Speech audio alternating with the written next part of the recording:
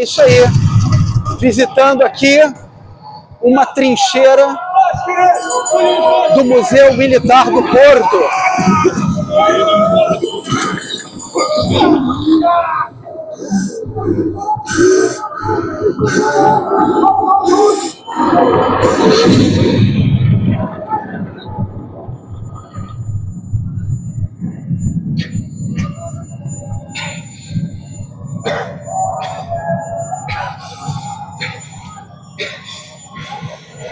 Super recomendo.